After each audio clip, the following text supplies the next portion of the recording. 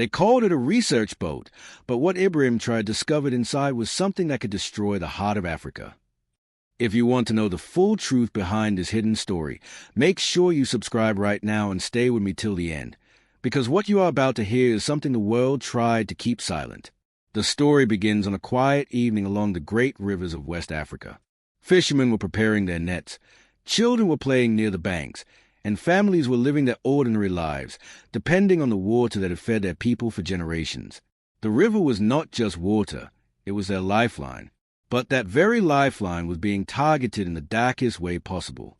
A strange vessel had appeared, painted in white with the words scientific research written on its sides. To the local eye, it looked harmless, maybe even helpful. But something about its presence disturbed the villagers. They noticed that the crew never interacted with locals, never bought food, never spoke to anyone. At night, lights were seen on deck, and containers were moved quietly into the dark. Nobody knew what those containers carried, but the whispers began. Why would a research boat hide at night? Reports reached the government, but in many cases, such reports were buried before reaching the top. However, destiny took a different turn when one of Traore's trusted men, who had grown up near the same river, heard the villagers' fears. He rushed to Traore with urgency in his voice. "Sir, the boat is not what it claims to be. The river is in danger." Traore listened carefully. He had already sensed something unusual in recent weeks.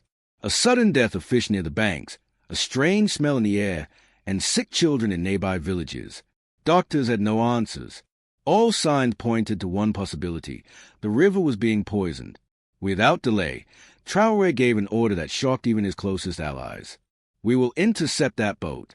We will search it ourselves. No foreign excuse, no hidden deal, no fear of what they call international law. This is our river, our people, and I will not let it be destroyed." The following night, as the boat drifted deeper into the waters, Traore's men approached silently. The moon was high, the current was strong, and tension filled the air. Soldiers whispered prayers as they prepared for what could be a dangerous confrontation. Would the crew resist?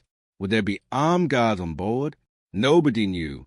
When the boats collided side by side, the Western crew stepped out, pretending surprise, pretending innocence. But Traore's voice was firm. "Open the containers. Now!" The men hesitated, sweat appearing on their faces. And in that hesitation, the truth was revealed. They were hiding something they feared to show. But what lay inside those containers was far beyond anything Traore imagined. The soldiers forced the locks open. The iron doors of the first container creaked as they pushed them apart. What they saw left everyone frozen.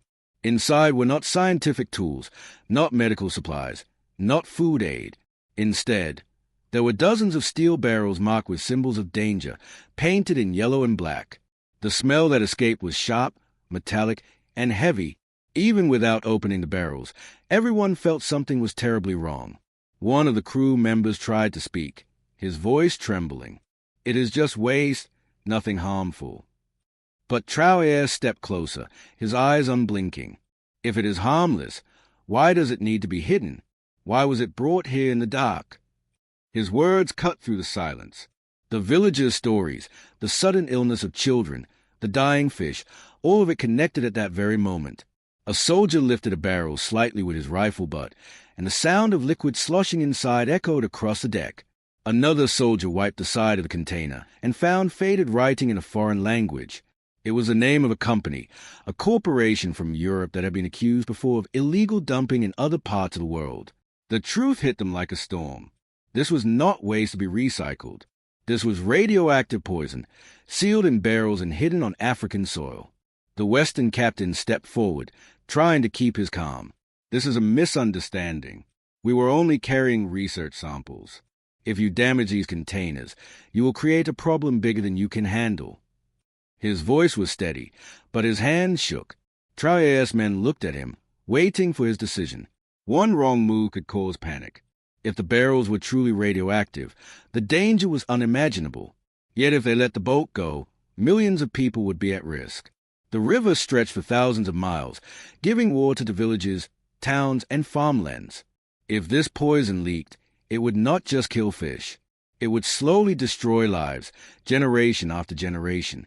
Traore raised his hand, silencing the arguments. Bring every barrel into the open. The world will see this. The people will know what was being done to them.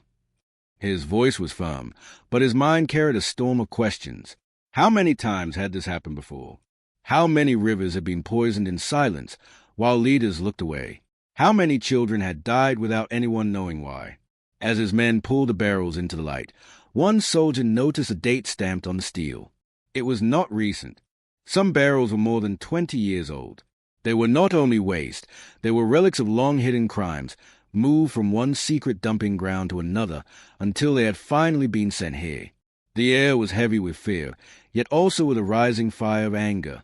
What they had uncovered was not just a crime against one nation. It was a crime against all of Africa. And Ibrahim Traoré knew he was standing at the center of a story that powerful forces would try to bury. But the question that burned in his heart was this: who exactly had given the order to send this death across the sea? The Western crew was now cornered. Their faces showed guilt, fear, and something even darker, the knowledge that they were only small pieces of a much larger machine. Traoré studied them carefully. He had seen such expressions before, in men who obeyed orders without asking why. These sailors were not the masterminds. They were tools sent to do the dirty work that powerful people never wanted to touch. One of them broke under the weight of silence. His voice cracked as he whispered, "We were paid to unload this far from the eyes of the city. We were told nobody would notice. We did not ask questions." His confession sent a chill down the soldiers' spines.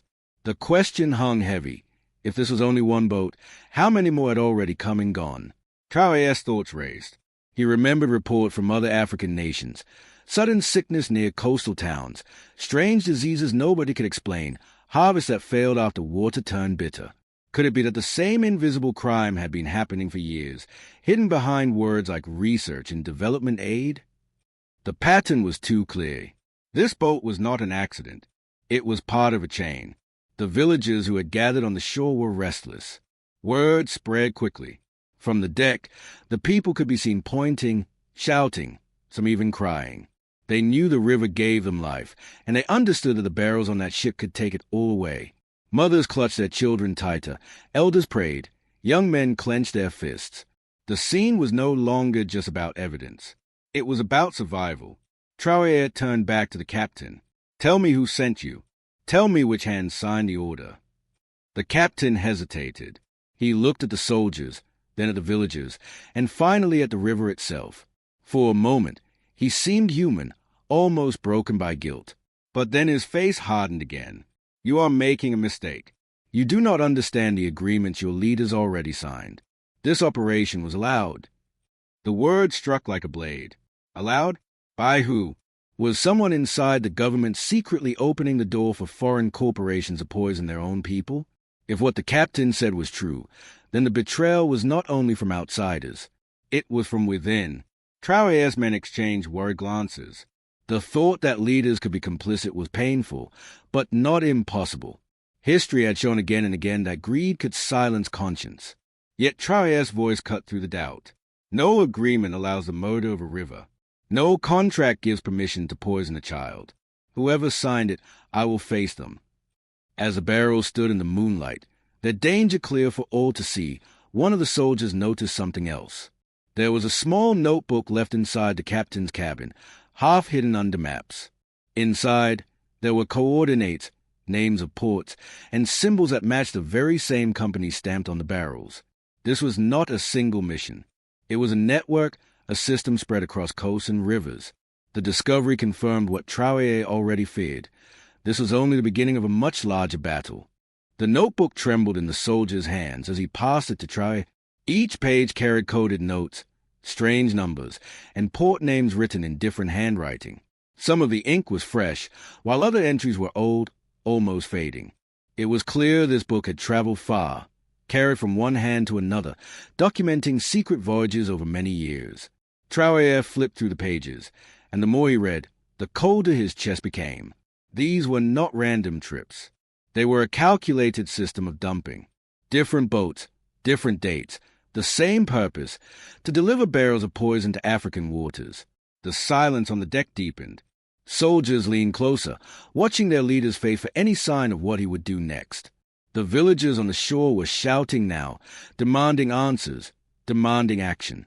They wanted justice, and they wanted it fast. To them, this was not politics. It was survival. Traore raised his eyes from the notebook and fixed them on the captain. These pages tell me everything. You did not just come here once. You came many times. And you were not alone. The captain's lips tightened. His silence was louder than any confession. One soldier stepped forward. So, what if other boats are already moving right now? On other rivers? What if this is only one part of a larger chain? The thought shook everyone. If true, it meant that entire regions of Africa could be silently poisoned at this very moment, and nobody would even know. Traore clenched his fists. We cannot wait. This notebook is not just evidence. It is a map. It shows us where they have been and where they plan to go. We must act before the next river suffers. The villagers, hearing his words, cheered with desperate hope. But their cheers were cut short when one of the crew members shouted in panic, "You do not understand what you are dealing with. These barrels cannot be moved carelessly. One mistake, and the river will be poisoned faster than you can imagine." His warning created a ripple of fear. The soldiers paused. They had no special equipment, no protective suits. If one barrel leaked, the damage could spread instantly. For a moment, doubt filled the air. Could they really handle something so dangerous? But Traore's voice was steady. Fear is what they are counting on. They believe we will be too afraid to touch the truth. That is why they keep bringing their poison here. If we do nothing, our fear will kill us. If we act, at least we fight for life. The soldiers nodded, strengthened by his resolve. Carefully, they began to secure the barrels, tying them with ropes, keeping them upright, making sure not a drop spilled. Every movement was slow, measured, filled with tension. One wrong step could end it all. But as they worked, a sudden horn echoed from the darkness of the river. Another vessel was approaching, its lights cutting through the night. The soldiers froze. The villagers gasped. Traore's eyes narrowed. This was no coincidence. Another boat was coming, and nobody knew whether it was here to rescue the captured crew or to silence the truth forever. The sound of the horn grew louder as the second vessel came into view. Its frame was larger, darker, and carried a different kind of presence. Unlike the first ship, it had no markings, no flags, no name written on its sides. It moved like a shadow across the water, silent except for the deep growl of its engine. Soldiers tightened their grip on their weapons. Villagers along the shore pulled their children back, whispering prayers. Everyone could feel it. This boat was not here by accident. Traore stood tall, his eyes fixed on the approaching vessel. He had seen this kind of strategy before. When one hand is caught, another is sent to clean the mess. The second boat was not here to explain. It was here to erase. The captain of the first boat finally spoke, his voice almost breaking. "You should let us go. You do not know who you are fighting. If they reach here, nobody will protect you." The words only fueled Traore's resolve. He stepped forward, raising his voice above the roar of the engine. "Our river does not need their protection. It needs defenders, and tonight we will defend it." His men steadied themselves, hearts pounding but spirits unshaken. As the second boat drew closer, lights suddenly flashed across the water. Large spotlights cut into the night, blinding the soldiers for a moment. A voice thundered through a speaker. "Stand down. This is an international operation. You are interfering with authorized activity." The claim was bold, but the tone revealed desperation. They were trying to cloak their crime in the language of legality. Traore did not flinch. "Authorized to kill our rivers? Authorized to poison our children? Show me the paper that signs away our lives." The voice on the speaker did not respond. Instead, the vessel pushed closer, its size casting a long shadow over the smaller boats. Soldiers exchanged nervous glances, but Traore raised his hand, calming them. "Hold your ground. Do not fire unless they strike first. Let the world see who pulls the trigger." The standoff lasted seconds, but felt like hours. Then, in a sudden move, the second vessel dropped something heavy into the water. Waves splashed against the smaller boats. Soldiers aimed their rifles, but Traore stopped them. What had fallen was not a weapon. It was another barrel, hurled into the river like garbage. The current began to carry it downstream. The villagers screamed. Children cried out. One barrel was enough to contaminate miles of water. Without hesitation, 2 soldiers jumped into the river, fighting against the current to pull it back. Their struggle was fierce, the waves strong, but their determination stronger. The crowd on the shore held their breath as the men finally dragged the barrel back to safety. The second vessel, seeing its attempt fail, began to retreat slowly into the darkness. Its engines roared, but it did not engage in battle. It had tested their resolve and failed. Yet as it vanished into the night, everyone knew this was not the end. It was a warning. Traore's voice broke the silence. They will return, and next time they will come with more than barrels. His words sent a shiver through the crowd. The river was safe for the moment, but a storm was rising beyond the horizon. The night grew quiet again, but the silence was heavy, almost suffocating. The second vessel had disappeared, yet its shadow remained in every heart. Soldiers stood on edge, villagers clutched one another, and the barrels lay in the moonlight like silent monsters, waiting to tell their story. Traore knew this was not just about one river anymore. What had been uncovered tonight was proof of a crime stretching beyond borders, beyond years, beyond any single boat. He turned to his men. Guard these barrels. Protect them as evidence. The world must see this with their own eyes. His order was clear, but inside he wrestled with the weight of what was coming. Powerful corporations, foreign governments, even traitors within his own soil, they would all rise to silence this truth. The fight had only begun. One villager, an elderly man with trembling hands, stepped forward. His voice cracked as he spoke. For years we wondered why the water changed, why the fish died, why our children fell sick. We thought it was our curse. But tonight we see it was never our curse. It was their greed. His words broke into sobs, and soon others joined him, their cries mixing with the sound of the river. It was grief, but also relief. The truth, finally, had a face. Traore placed a firm hand on the man's shoulder. Your river will not die in silence. We will fight for it, and we will fight for every river they have touched. His voice carried across the crowd, igniting a fire in hearts that had nearly given up. The soldiers straightened their backs, villagers lifted their heads, and for a moment, the fear that had gripped them all seemed to loosen. But the notebook in Traore's hands reminded him that this victory was fragile. The pages carried coordinates of other rivers, other ports, other places where barrels may already be sinking into the soil of Africa. If the dumping was allowed to continue, the continent itself would become a graveyard of invisible poison. He knew he could not fight this battle alone. That night, he made a vow. We will not hide this. We will not whisper about it in fear. We will show the world. And when they try to deny it, we will show them again. This river is only the beginning. The villagers cheered, their voices echoing across the water. But beneath their joy was a quiet understanding. Powerful enemies had now been challenged, and those enemies had wealth, influence, and armies of their own. The road ahead would not be safe. Still, as the first light of dawn touched the river, the barrels stood in the open, no longer hidden, no longer silent. They were proof of betrayal, proof of resistance, and proof that even against the strongest of powers, one leader's courage could change the course of history. And as the sun rose over the waters, the people whispered one name with pride and hope: Ibrahim Traoré, the man who dared to intercept death and give life back to his people.